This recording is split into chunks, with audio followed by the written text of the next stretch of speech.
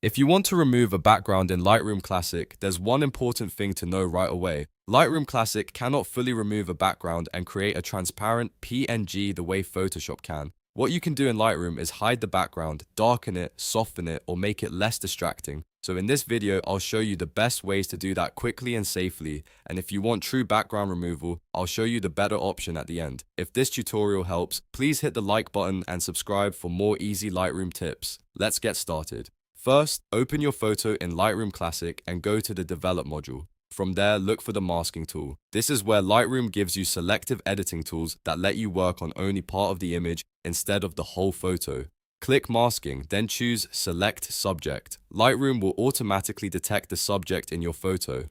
This is the fastest way to separate the person or object from the background. Once the subject is selected, click Invert. Inverting the mask switches the selection from the subject to the background, which means now all of your edits will affect the background instead of the main subject. Now that the background is selected, you can start adjusting it to make it look cleaner and less distracting. A very simple option is to lower exposure. This darkens the background and helps the subject stand out more. You can also reduce clarity to give the background a softer look. If you want the background to feel more blended, adjusting temperature and tint can help you shift the color and make it less noticeable. This method is great for portraits, product photos, and any image where you want the subject to pop. If the background is busy, even small changes can make a big difference.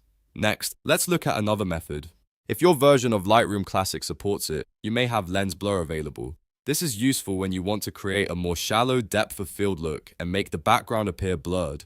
If lens blur is not available in your version, you can still fake a softer background by lowering texture, clarity, and sharpness in the background mask.